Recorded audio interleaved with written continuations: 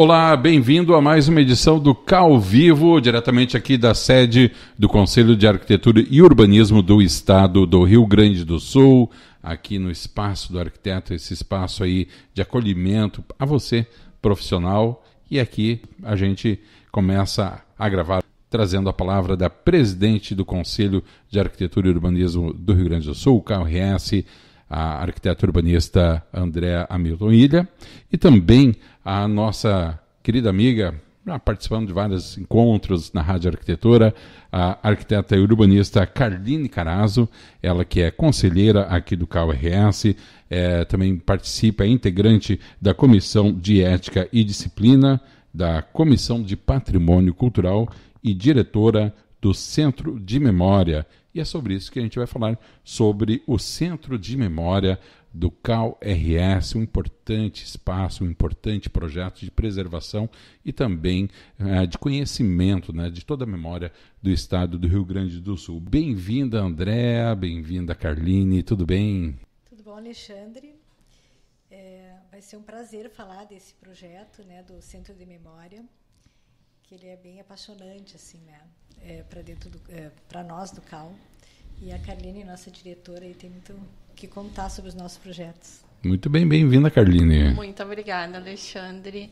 É sempre uma honra estar falando contigo, né? Agora trazendo um pouquinho da história do Centro de Memória, que nem a Andréia está falando, é super importante para o Conselho de Arquitetura e Urbanismo do Rio Grande do Sul, o CAU-RS, até porque a gente é pioneiro nessa iniciativa, né? A gente vem ganhando inúmeros elogios aí pelo Brasil, pelo Rio Grande do Sul inteiro, quando a gente fala do Centro de Memória sendo um dos principais acervos vinculados aos profissionais em arquitetura e urbanismo do Brasil. Muito bem, Carline e André, vocês podem nos contar nos dar uma visão geral, André, do que é o Centro de Memória do CAU-RS e qual é a sua missão principal?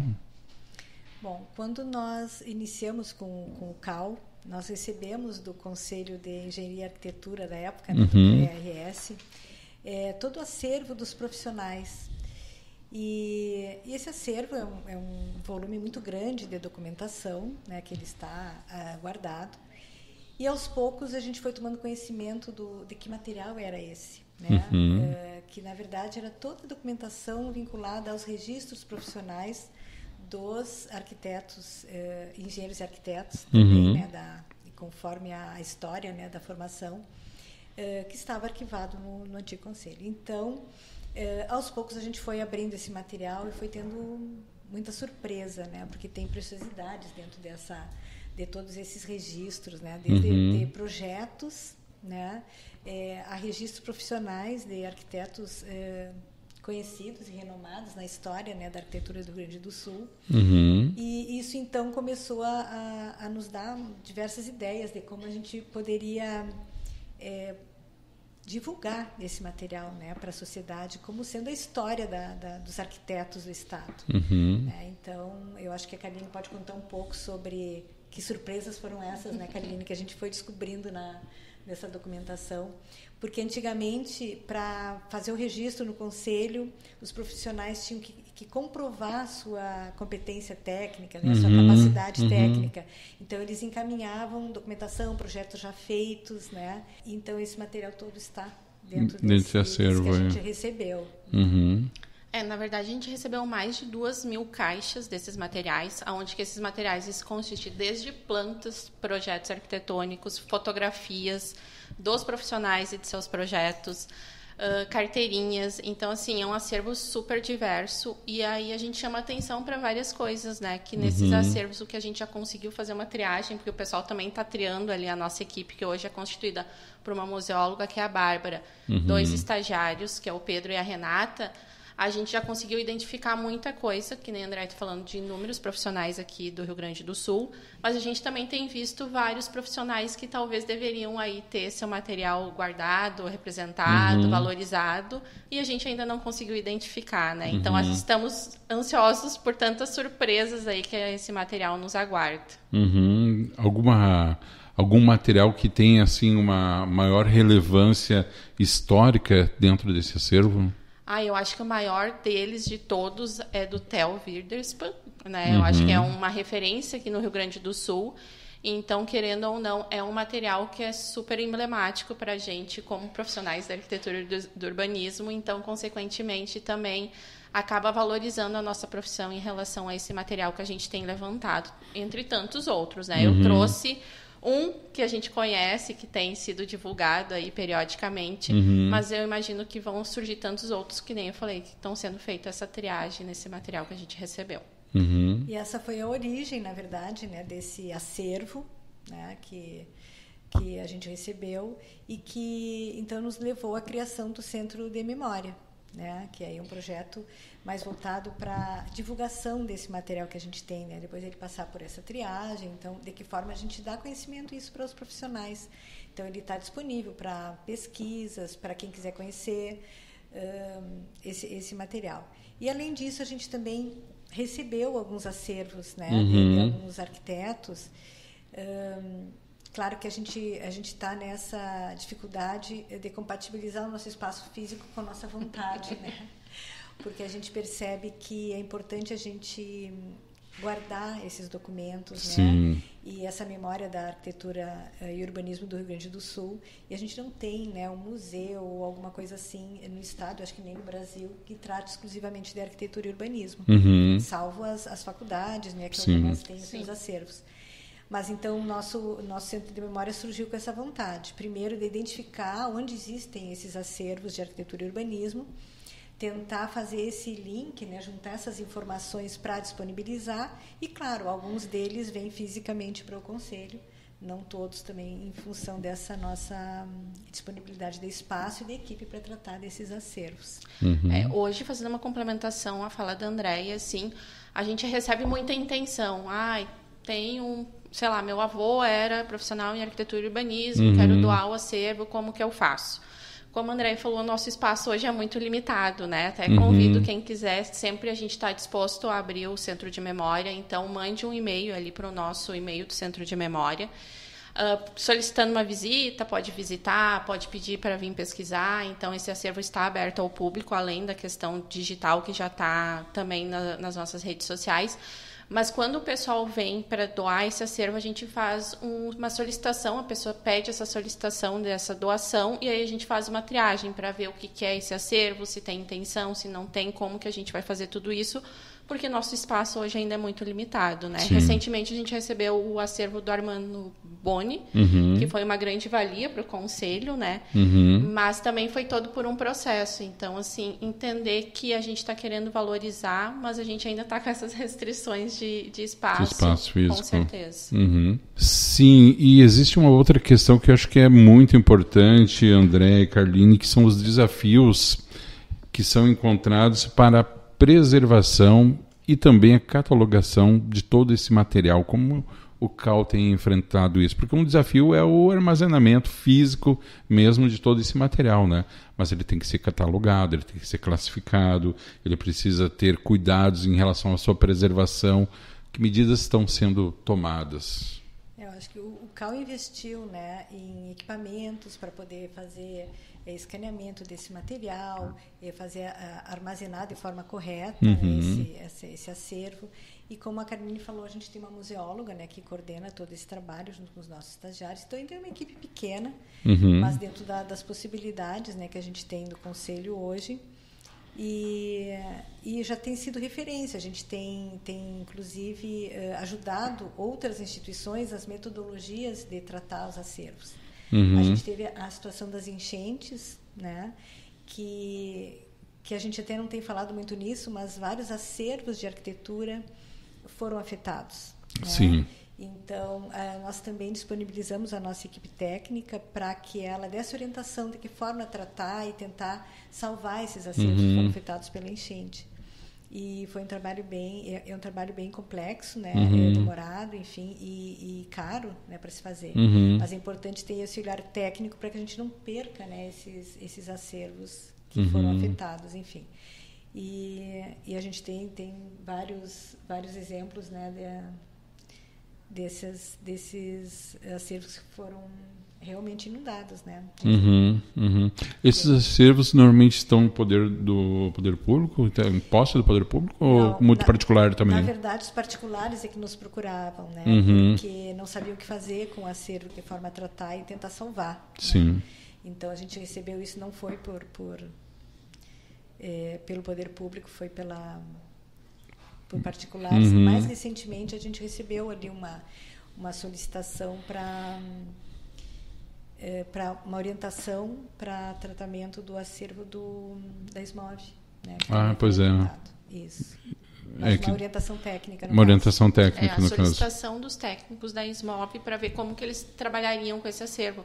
Acho que é importante reforçar o que a Andréia está colocando, que o trabalho ele é gigantesco, né? Então, a gente ajudou nesse momento ali de caos, fazer esse congelamento desse acervo para não se perder, né? Desses e é literalmente congelamento, né? Porque é a forma técnica, né, que se faz para evitar que a umidade siga degradando, né, o papel e enfim, se congela mesmo, se coloca em freezer. Estamos falando de congelamento mesmo. Exatamente. É mesmo.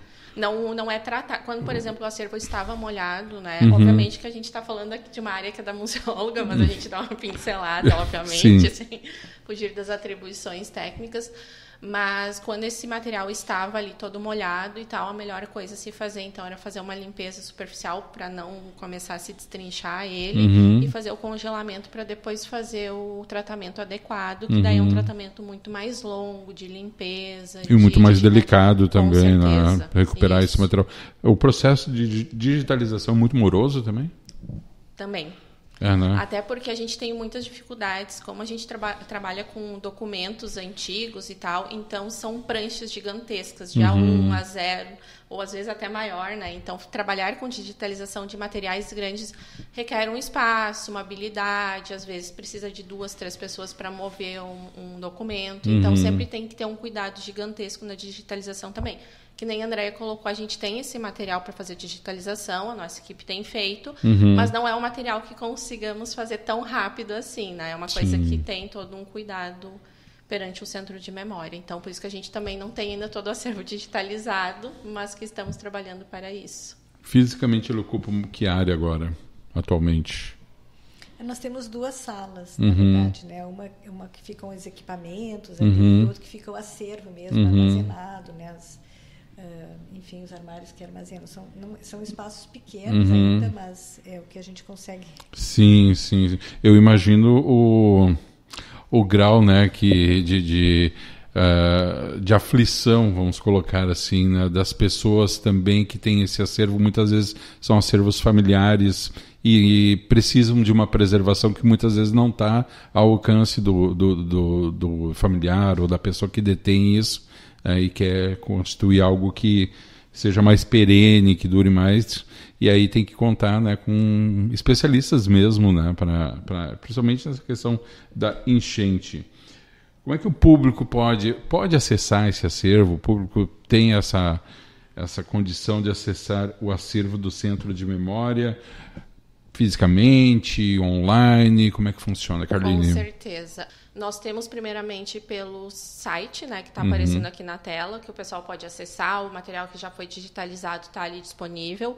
E também aqui na tela a gente vai colocar o e-mail do Centro de Memória. Qualquer pesquisador ou pessoa que quer conhecer o Centro de Memória pode entrar em contato conosco pelo e-mail e solicitar uma visita.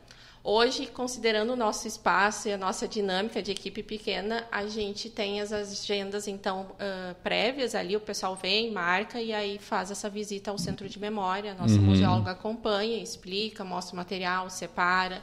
Se quiser vir conhecer um acervo específico, já encaminha por e-mail solicitando qual que é o acervo, aí o pessoal já deixa o material separadinho. Então, a gente tem 2 possibilidades de hoje conhecer o Centro de Memória. Também temos uma terceira possibilidade, que a gente acaba fazendo algumas dinâmicas, como a Caminhada do Patrimônio, junto com a Comissão de Patrimônio do Conselho de Arquitetura. Então, normalmente, nessas caminhadas, a gente traz um pouquinho do nosso acervo. A gente sempre tenta trazer o acervo junto dessas caminhadas, então a gente coloca junto ali das caminhadas o material, o que a gente tem de acervo do Centro de Memória, informações e afins. Assim, num contexto geral, a gente acaba também vinculando a essas atividades do Conselho, né? Abrindo parênteses, já passo a palavra para a presidente, como é interessante notar que essas caminhadas elas não são compostas apenas de profissionais, né? Muitas pessoas da sociedade gostam de acompanhar e conhecer mais do que é o nosso patrimônio, né, presidente? Essas caminhadas têm sido um sucesso, né? Todos gostam de caminhar, de conhecer um pouco a cidade. Às vezes a pessoa passa muitas vezes pelo mesmo lugar e depois da caminhada ela começa a olhar de outra forma. Começa a conhecer a cidade, os prédios antigos, começa a fazer essa leitura, né, da cidade de outra forma. E a gente sempre prepara essas caminhadas assim, pensando em trajetos às vezes temáticos, né, com alguma provocação até para debater, para enfim, para fazer essa análise de como a gente está construindo as nossas cidades, né, criticando mesmo assim os caminhos que a gente segue, né, no urbanismo. E trazendo também, sempre pontuando onde tem o nosso acervo, aquele que está registrado no acervo do Centro de Memória, a gente traz também indica nesse percurso, né, quais daqueles prédios ali que a gente está visitando que estão aqui no nosso Centro de Memória. E as caminhadas sempre têm um público muito bom. Sim. E a gente também tem essas caminhadas, elas foram iniciadas, assim, o desenvolvimento delas através da Comissão do Patrimônio, e agora então elas passaram também a fazer parte, né, das atividades do Centro de Memória, né, ajustando todo esse material. E a gente tem uma caminhada bem interessante, que é a caminhada da perda, né, que a gente faz, pelo menos uma vez por ano a gente tem feito, né, a caminhada da perda, que é exatamente a gente identificar na cidade o patrimônio que foi perdido. Sim. Né? Então, até como uma provocação para que a gente valorize o que a gente tem hoje, para que também não se perca, né? Então, eu acho que o público gosta muito dessa atividade, né, que a gente desenvolve. Sim. A gente já realizou também várias. Essa da perda a gente só tem feito aqui em Porto Alegre, né? Até aconteceu agora no Dia do Arquiteto, em 2024, a última. Mas a gente tem realizado essas caminhadas do patrimônio em todas as cidades que o Conselho de Arquitetura acaba passando através dos eventos, né? Dos rumos, Trienal e afim. Então, também é uma forma da gente se vincular com o interior do Estado através... Sim. Acho que é importante também reforçar, Alexandre, que o nosso acervo não é só de Porto Alegre, né? O nosso acervo ótimo. É de todo o Estado do Rio Grande do Sul. É até engraçado, porque a gente recebia, na época, pranchas de Cruz Alta, Passo Fundo, enfim, tantas outras cidades do interior. Então, a gente tem esse acervo do Estado inteiro. Então, reforçando sempre que o Centro de Memória é dos profissionais do Rio Grande do Sul e não de Porto Alegre. E esse material é bem variado, desde plantas, como disse a Carline, né, de edificações, até plantas das cidades, né? A gente tem projetos urbanos também registrados no Centro de Memória. Bairros, condomínios, projetos de interiores, então é um material muito incrível. Eu convido a todos e a todas a vir e conhecer o Centro de Memória, porque o material é deslumbrante. E porque conta a história, né? Conta a história muito mais, talvez não muito mais uma história que às vezes não é tão revelada de um bairro, por exemplo, né, de onde normalmente tem um núcleo mais familiar, conhecer o que era o bairro antes, o que se tornou a cidade, enfim.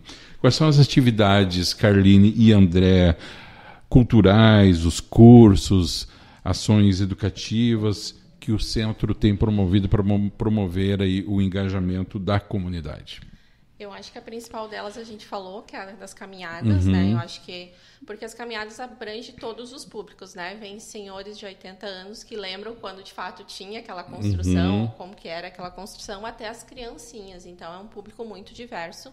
A gente fez agora, nos últimos anos, atividades, às vezes, com alguma escola, por meio de convite, né? Então, fizemos recentemente uma atividade numa escola, onde a gente falou sobre o Centro de Memória, o que é patrimônio, com as crianças, atividades assim. E a gente tem desenvolvido periodicamente também atividades por meio das redes sociais, enfim, sempre promovendo a questão do Centro de Memória. Eu acho que é mais ou menos nesse sentido. E aí agora, para 2025 e os próximos anos, a gente tem uma das principais ações que será a História Oral, que é um projeto do Centro de Memória. A Andréia pode me ajudar a complementar, que é coletar algumas histórias dos pessoal mais idoso, né? Dos mais experientes, vamos dizer assim. Ótimo. Para a gente valorizar e reconhecer essas histórias antes, porque a gente sabe que a história oral, às vezes, é muito eficiente e vem como uma complementação desse acervo documental. Sim. Né? Então, às vezes, a gente acaba não tendo noção do que eles passaram, de como era a nossa profissão há 80 anos atrás, há 20 anos atrás, mas com essas histórias a gente reconhece isso. Então, a ideia é a gente trazer essa história oral aí para o próximo ano. O material que a gente tem no Centro de Memória, o material físico, né, são plantas, conta uma história dos arquitetos urbanistas no Estado, mas esse projeto da história oral dá a possibilidade deles se manifestarem, né, sobre a visão deles da arquitetura e do urbanismo, da profissão, os problemas que eles enfrentaram, a própria trajetória deles ao longo do tempo, né, então é uma possibilidade também da gente receber essa contribuição deles, né, dessa visão da arquitetura e urbanismo. Acho que vai ser bem rico, né, para o nosso acervo. E aí eu faço um tensionamento, né? A gente tem muitos acervos, muitas histórias vinculadas aos profissionais homens, e a gente sabe o quanto as arquitetas mulheres estavam trabalhando nos escritórios há muitos anos, né? Então, também através desse projeto é trazer e evidenciar esses profissionais que às vezes não estão ali com o projeto registrado, mas que sim, que contribuíram muito para a arquitetura e urbanismo de todo o Rio Grande do Sul. Muito bem, então, essa questão do contar a história, né, ela no meu ponto de vista, é importantíssima, ela que faz, de uma certa forma, bastante popular também, né, a história da cidade, a percepção individual de cada um sobre o seu espaço, né, e ressalto aqui a importância dessa ação, desse projeto, porque a gente, de uma certa forma, tem perdido essa habilidade de contar aos nossos descendentes e às próximas gerações essas histórias, né, que se confundem, né, com a arquitetura, e são histórias, muitas vezes, histórias de vida.